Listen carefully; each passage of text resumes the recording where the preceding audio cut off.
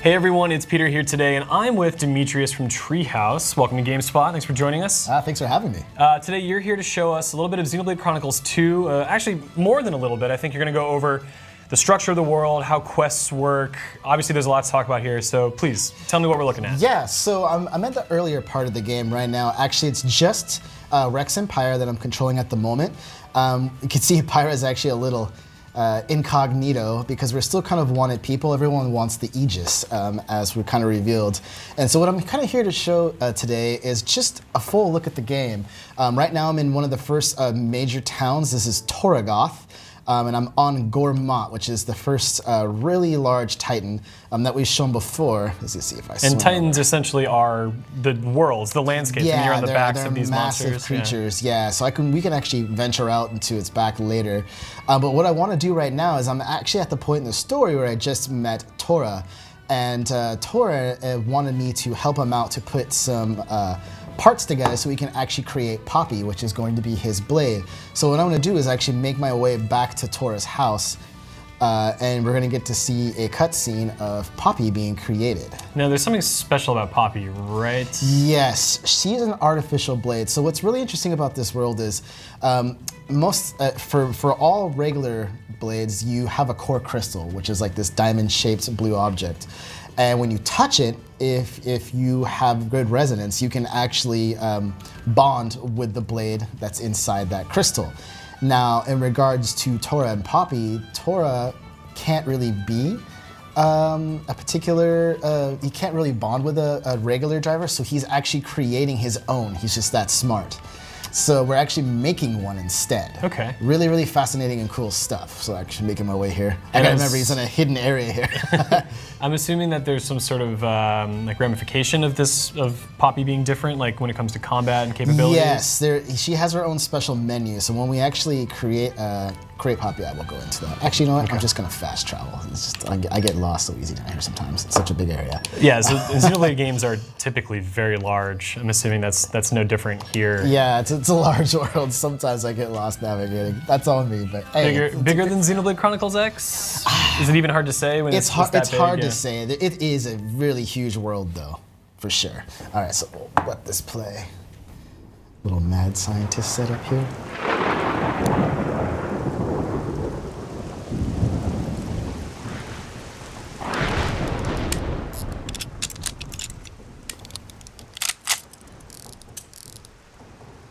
Okay, all finished. It's really complete. Very complete. Just need to apply energy charge to activate. Tora, our friend's execution draws near. There's no time to lose. Make haste. I know. Oh, okay, artificial blade. It's wakey time. That won't do, Tora. What Tora do wrong? You can't keep calling her artificial blade.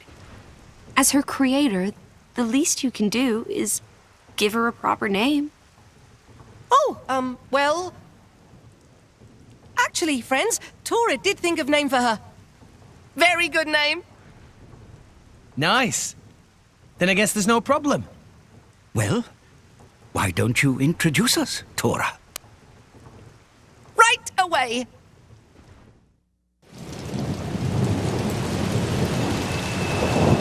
Now, wakey! Tora's very own blade! Oh, Poppy!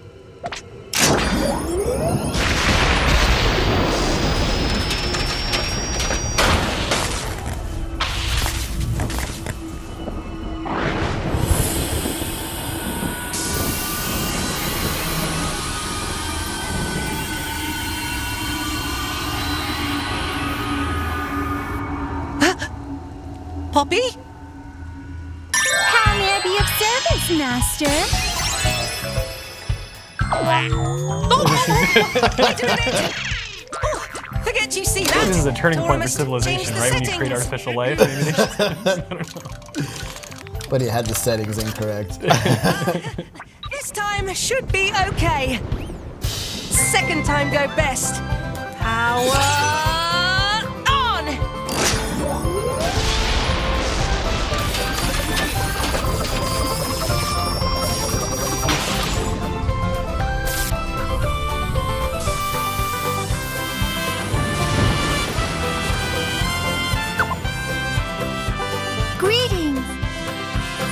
Mr. Pawn.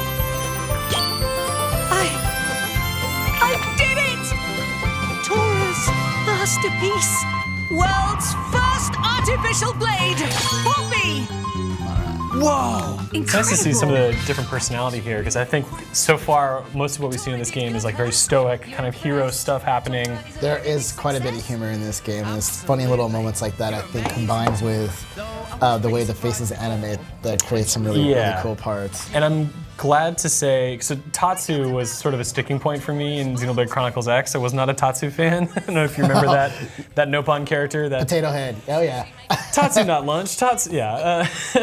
Yeah, the voice is very different in this one, as you notice. Yes, more palatable, I think, for me. Less caricature, I guess you'd say. On that Yes. one. So yeah, he's definitely a different character, a different style character, although he is his own strange man, as you can see. Sure. Let's not dwell on that. Rex, let's go rescue Nia and Drolek. No time to lose. So I'm gonna go ahead and skip the rest of this. Okay. So now that we have Poppy, this is a good part because now I'm not by myself anymore with just Rex and Pyra. But first, we need to play some Tiger to get started, which is something we just revealed, which is awesome. So I'm pretty good at this. I'm gonna hopefully not screw this up because that would be really embarrassing. But the goal of this is to collect as much ether as possible. Oh, I should have got that on the way up. By taking these guys out, every little piece I'm collecting right there is something that I can add to Poppy. And the ether is gonna cost me the points to actually build it. Gotcha. So this is something that you will play semi-frequently as you try to upgrade Poppy? Yes, yeah, Can definitely. Can you just like grind on this right from the get-go and sort of You power could, up? Wow, you could. okay. It'll take a while after you start getting the tougher stuff. Yeah.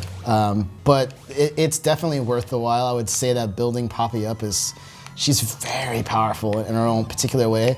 And I can explain that once I can concentrate again. Oh, jeez. So then how deep does Tiger get, There's essentially? Because if you can play quite a lot a few of it. stages. The difficulty goes up pretty well, pretty high, but not like unbearable by any means, Sure. mind you. Oh, I got some air back. That's great. This guy takes Are these twice. levels pre-designed or are they randomly They generated? are pre-designed. Okay. All right, so now I go back up. Oh, looks like I missed one. All right, I'm gonna try to pick it back up. This is the harder part. It's always good for, at least how I try to play this, is clear a path out to not get hit and do that, what I just did. Oh, okay, ooh, we're looking good. I'm gonna collect all those and all those, almost. Get it? Yeah. Oh, all right, there we go. Okay, so I did pretty good. Let's see what I got. Each of this is random right here. We don't know what we're gonna get until it actually reveals itself. Okay. Okay, so each little blue gem is ether. That's going to be used as points to build parts. And the little gears there are gonna be actual parts that I receive. Okay. I'm not gonna take too long, I'll just do AA. Does Poppy serve like a pretty important role in the story, or is she more of a sort of point for just experimentation and diversity? She is important that she is the main blade for Tora, Right. and at this point in the game, Tora is kind of like your tank in the game. Gotcha. So he's very good. Where Rex is being the main damage dealer. So there is an importance to that. But what's unique is, let me close this out. Actually, I'm gonna skip this. They're just saying congratulations and everything. But I'll open up the menu here and kind of explain the role here. So now that I have Tora, it's great because I no longer have to worry about myself running around trying to minimize the damage. So when I open up the menu here, what makes it unique is, okay, so I have Rex here, he's a level 10 warrior. I have 2 blades in my on me right now, right? And one of them actually is a tank, this guy right here, Hayate. But now since I have Tora and Poppy is pretty much a tank. She can do whatever she wants. But if I go into Poppy Swap, you can kind of take a look at her role, Elemental Core, Cards, and Ram. And right now her role is a tank, but you can change her to a healer or an attacker. So she can do something that really not other people can do. And especially you can change the Elemental Core, which is really key. because you need certain elements to stack on top of each other to perform really powerful combos. So she's a really good way to, I guess, it seems like to get around the fact that you might not always get the blades that you want because the blades are randomized. Yeah, because you're always looking for particular play styles and particular elements. For me in particular, I unfortunately never got a blade for this that uses an axe for Rex, but I like to have an axe blade because he has a particular art that launches enemies into the air, which is part of the driver combos. Essentially, it leaves an enemy defenseless for a small period of time where you can just really wail on them, and it allows other setups and stuff like that. And it's just really, really cool. So what we're working for right now to the goal in the story is our other character in our party, Nia, has been thrown in jail essentially for being a naughty girl. So what we need to do now is try to rescue her. But what I'd like to do actually, since you already saw some story stuff, let's actually show off some side quests and a little bit more of the town itself. I was going to ask, so side quests have long been a huge part of the Xenoblade series and famously difficult to find all of them and complete all of them, mostly due to the, well, at least in the past, the time of day when characters would show up, and even the fact that like there are various prerequisites, that like cascading sort of quests where one has to be completed to open up another from a different character to sort of, at least in X, like create bonds between NPCs. How has the structure of side quests changed at all for 2? There's still a lot of different side quests to go upon. The interesting fact is they kind of split it up. How do I explain it? It still has an effect on the world, kind of like in Xenoblade Chronicles X, actually. Where there's multiple choices and stuff like that. Not as much as X, but they still have those. And then there's certain actual regular missions as well for the actual blades themselves. Okay. So it expands the world and the lore in an all new way. Just real quick, what I'm doing here is I'm buying a new chip, core chip, and that's what you put in your weapon. And if you can see, it actually changes the look. I'm not going to do that, but I am going to do that for Poppy here. So I'm trying to see, all right, so I don't want to lose my block rate, right? So I'm probably going to want to just use a 10 chip. Yes. Now for my own blade here, the nameless katana, which I currently have, I'm probably not going to want a 10 chip. I'm going to want, a wing chip. Even though I lose my block rate, that's okay because I'm going to rely on Poppy to be my tank. Gotcha. Oh, but I'm broke. Just like real life, man. Yo, man, can I borrow like 100 gold? All right, but that's kind of a look at that. Let me see, the next thing I want to do, since I just got Poppy, I'm going to go take a look and see if I can do any... Oh, perfect. All right. So right here is auxiliary cores, and these are cores that you can put into a blade to give them additional stats and abilities. So this boosts blowdown resistance. So essentially, she can't be knocked down and be out for a couple seconds. But I can do that to somebody else, which is great. So let's go ahead and do this. So here are items I've picked up around. And what I need to do is, it requires 4. Luckily, it doesn't require anything rare. So I can just go ahead and refine it. And sometimes it will ask for various grades. Yeah, some might be very particular. Other times, not so much. All right, so I'm going to go in here. Characters, I'm going to go to Poppy, and I'm going to go, oh, you know what? I'm silly. I can't put it in there because Poppy Swap's different. So I see the little alpha symbol next to her name. Is that maybe indicating that there are various versions of Poppy that she can be upgraded? Like there's a beta and a... That's something that we really haven't talked too much about, but there are different blades you can unlock. Let's see here. Actually, okay, I won't bother too many people with all this stuff. I'm like, all right, let me get into the deep stuff and set up this all. I get way too excited about this game sometimes.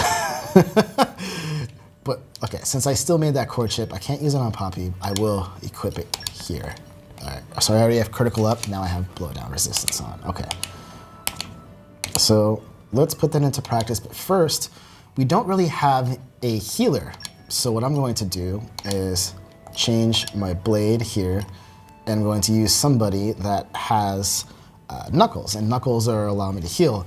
Now, if you notice, the class effect's going to change, so my damage dealt goes up, the HP potions that I drop using particular arts goes up, and my aggro goes down, which is great, and I also gain agility, so I'm gonna equip that. Kind of you. All right. So now I have an attacker and a healer and a tank. So I'm pretty good to go. Pretty well balanced. Yeah. So let's go on a side quest. Let me see, did I pick any up on the way? Let me go to the quest log. Knocked upon, yes. I think I can do this. This one's pretty tough. We should be good. Yeah, I always loved the tougher battles in Xenoblade games because the combat system is very deep, which lends itself well to tension. So I've got high hopes for this game. Let's put it that way. Yeah, that's one of the things I noticed. I have seen people talk about the combat system and how they're really excited. I think this is one of the most refined Xenoblade systems that I've probably played out of the three. I've really come to just love playing combat. I've sat and just taken down the really tougher enemies. Like, this is a level 9, I should be good. All right, Tora, where are you? There we go. And so, like in the past, I'm assuming attacks just kind of come, like standard attacks just come auto, yeah. So there's a couple things that we showed before. So you have your auto attacks, which build up your arts, which is in the bottom right. Yeah. I'm gonna position myself actually here. 2, 3. So I attacked right after the third strike there, and you saw that little blue ring. That is called a cancel. So I canceled out of my art cancel out of my auto attack into an art. And what that does is build my special faster. Now, if you're wondering what a special is, it's pretty much the ability to let my blade attack themselves. Because right now you see I just have the weapon in my hand. Right, this guy just keeps running around. 1, 2, 3. All right, 1, 2, let's do that. Oh, really? I should have just canceled it earlier. There we go, level 2. This is killer. There we go.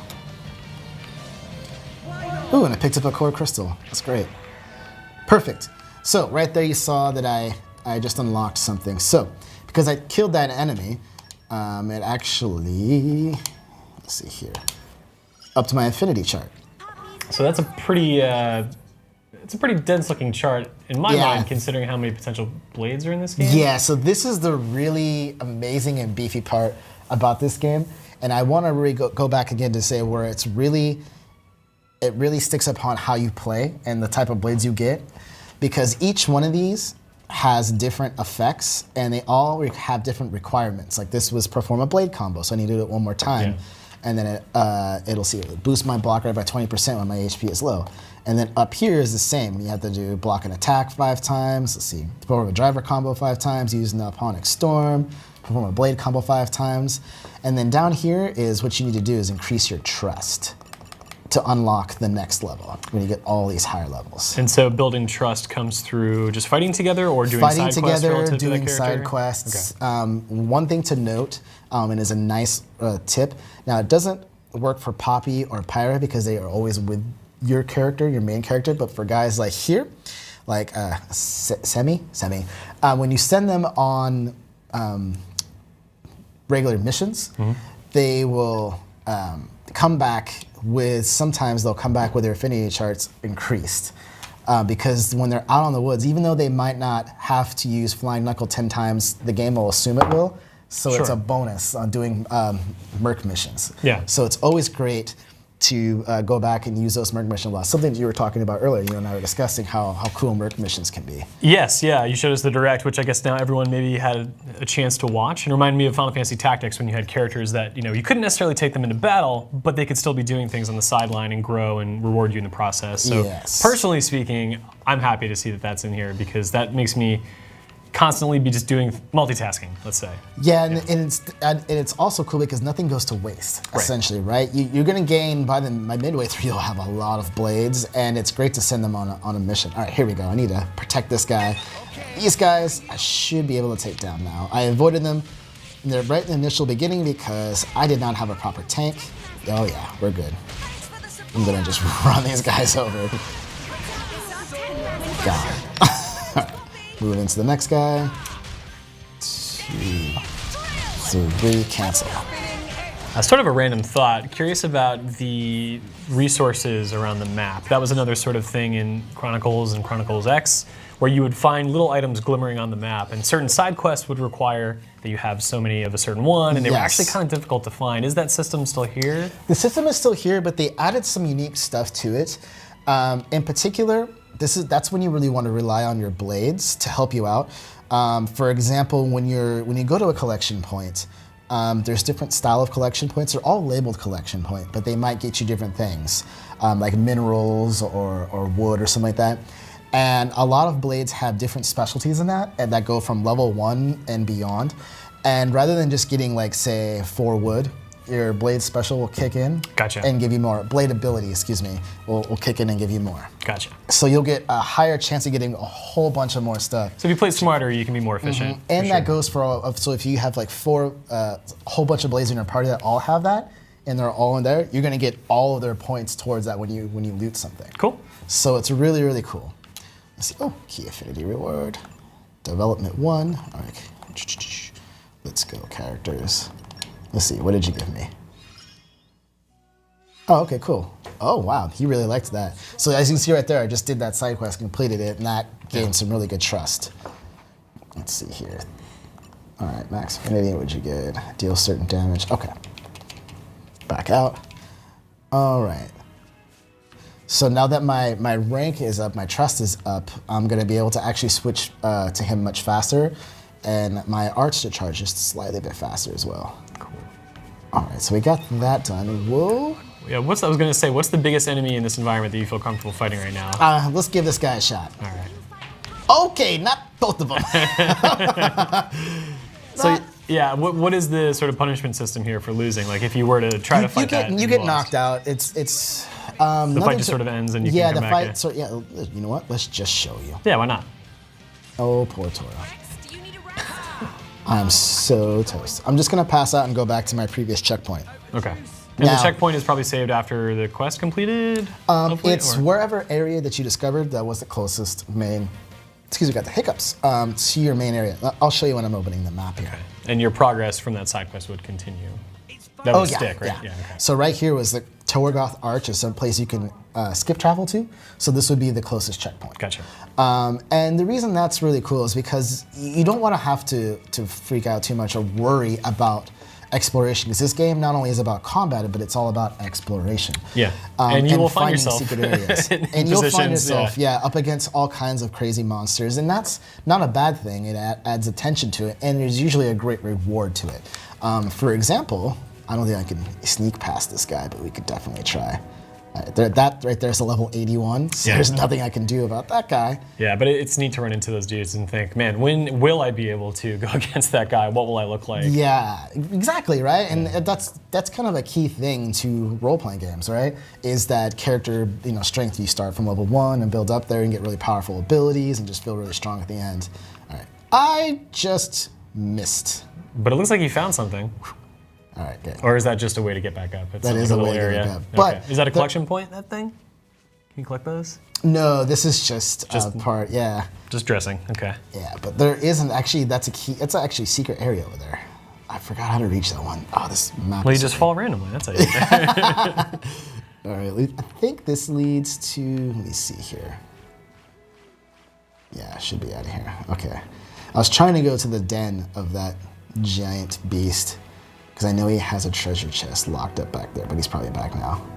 There he is. Also, as you can see, there's a giant Tyrannosaurus Rex. I believe it's 90. Yeah, and so you throw your hat on that T-Rex and you can just walk around. This is the wrong. I could try. I don't think that one's gonna work. I thought it was every Switch game though. We just love dinosaurs. Yeah. Let's see here. Is it right here? Okay, no, he's gonna be out and about, right? All right, let's see if I can try to sneak over here. As you can see, we're getting into a higher area, so this is something where you would want to kind of come back and quest around. Oh, geez, yeah, I'm gonna get destroyed. These guys have huge aggro ranges. Nope. I'm noping out of here. Was that just a no pun joke? No, but I like where that was going. I'm no punning out of here. No pun intended. Damn. How about that one? Is that good? Everyone's probably rolling their eyes back in the office. Okay, so where was I? Let's do one more side quest. And what I will do is, let's go back into town and see what we can pick up. And maybe I'll play with this other blade that we just got, right? Well done indeed. Landmark, Waitree, so that's another little place we can go to. All right, you know, we can start on this guy. I could take this dude down. So as you can see now, I'm using a different style weapon, and it's much faster. And as I talked about before, canceling is very important because it's the best way to build your special the fastest. So there's no 3 hits, right? So I have to kind of relearn, like I know it's at the end of that kick. But you kind of have to learn the patterns of every enemy. There we go. Okay, there we go. We need to collect this because it's really important. Need that health. All right, now let's see if I can do some blow down. Knock him back. Oh, he resisted it. All right, I'm gonna do a level 1. Okay, so I'm gonna try and do what is called a blade combo here. We run and get this other health. Oh, there we go. So I have a certain amount of time now to build up to a level 2. I don't think I'm gonna do it in time, but I'll try. Yeah, I can do it. 1, 2, 3. Uh-oh, what did I just get? Okay, so I worked to a level 2 wind attack there. Oh, don't die on me, Tora. No. All right, I'm gonna resurrect him. Oof. All right, so now I did a level 2 wind, and now we're gonna do a level 3 earth, which should do quite a bit of damage.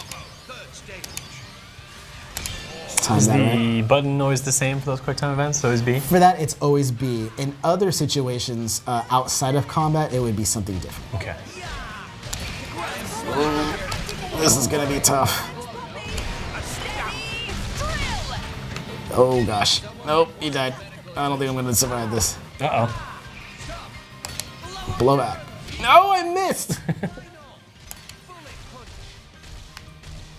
Okay, run. Help. Try that. Okay, I need Pyra bad. Pyra, come here. Leave it to me. Alright, so I switched to Pyra. And again, she's really what, the blade you choose is what dictates the weapon you have. Right? Yeah, so and all my assists you're arts getting as just well. changed. Yeah. No! Okay, I gotta run. So all of my arts changed right there. What I was trying to do there is switch to Pyra just to deal a little bit more damage, which just failed miserably. But it would have worked pretty well if I was able to get through that. Okay, no. It's not what I want to happen. Switch back. Oh, I can't. So I'm just gonna keep running here. There is another side quest that we can do. Oh God, level 17. Come on. Actually, since we just completed a quest, right? One thing that we can do is we didn't level up, but we did gain some experience points. And the experience points comes in 2 different ways.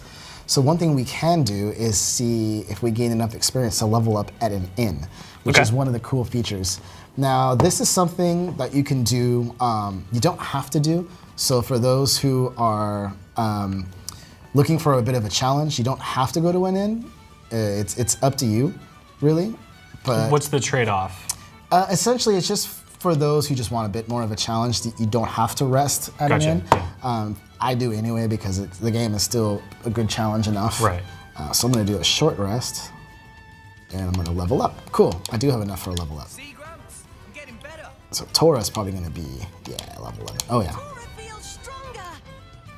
So leveling up at an inn how else would you apply that experience to level up normally? Normally you also get regular XP just in a conventional way, but then you get bonus XP when you complete missions, or quests, side quests, and stuff like that.